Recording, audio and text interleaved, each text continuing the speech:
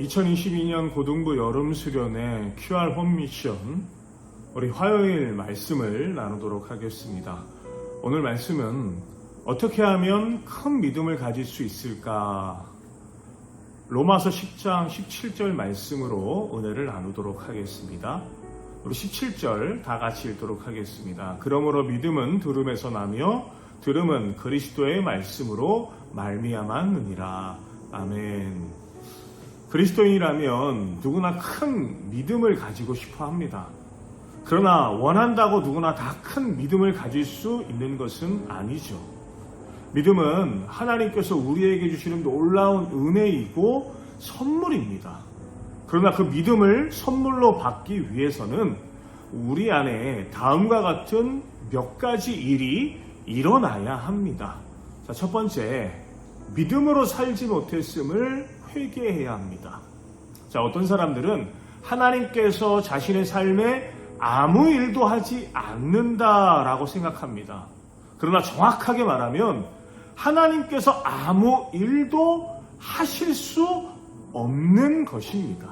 왜냐하면 우리가 믿음대로 살지 않기 때문이죠. 많은 사람이 주님을 믿는다고 하면서도 사실 돈이나 사람을 더 의지합니다.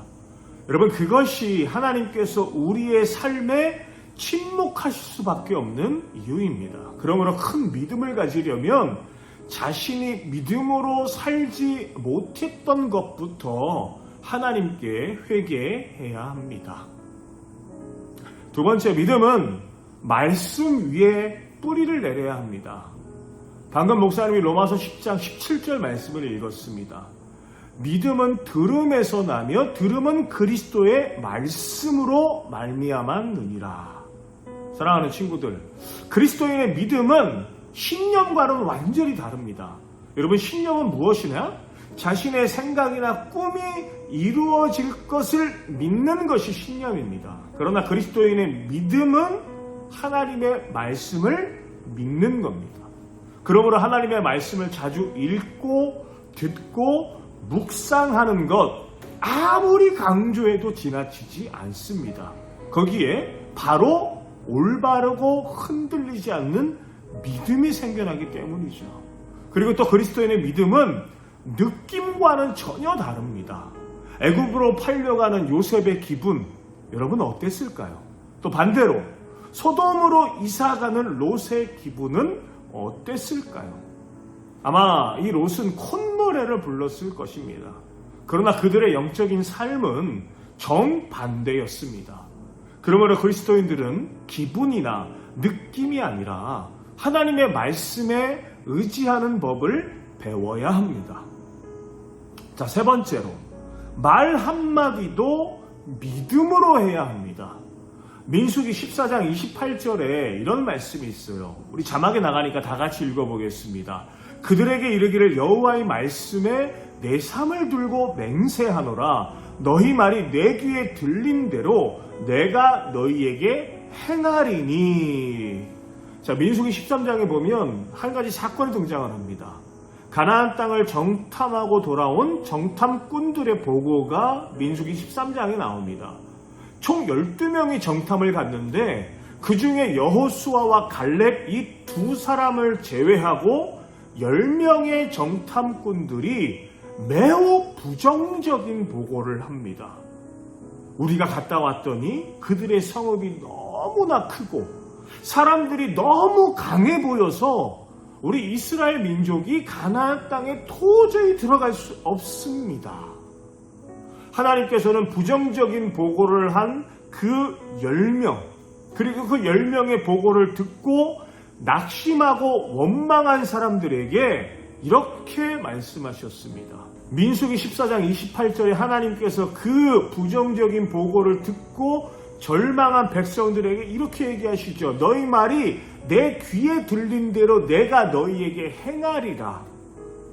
하나님께서 귀에 들린 대로 행하신다는 이 말씀은 불신의 말, 부정적인 말을 한 사람들에겐 저주와도 같습니다.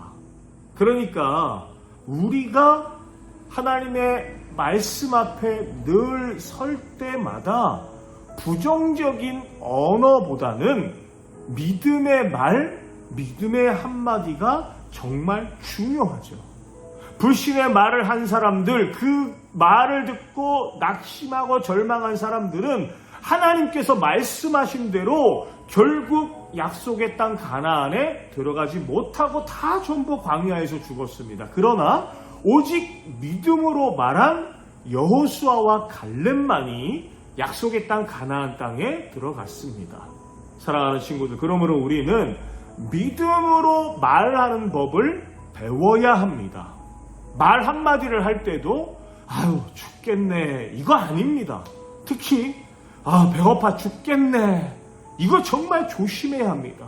오히려 예수님 나는 죽고 내 안에 예수님이 사셨습니다를 고백하는 것이 훨씬 좋다라는 것이죠. 우리 입에서는 언제나 부정적인 말, 인간적인 말, 계산적인 말이 나오기 쉽기 때문입니다. 그래서 우리의 입술을 늘 하나님 앞에 지켜야 한다는 것이죠. 그래서 구약 성경에 보면 이사야 선지자가 하나님을 처음 만나자마자 이사야 6장 5절에 이런 말씀을 합니다. 나는 입술이 부정한 사람입니다. 사랑하는 고등부 친구들, 우리 언어의 습관을 바꿔야 합니다. 이제부터라도 내 언어 속에 부정적인 말, 불신의 말을 없애고 한마디라도 믿음으로 말하도록 노력해야 합니다. 누구나 처음부터 큰 믿음을 가진 사람은 없습니다.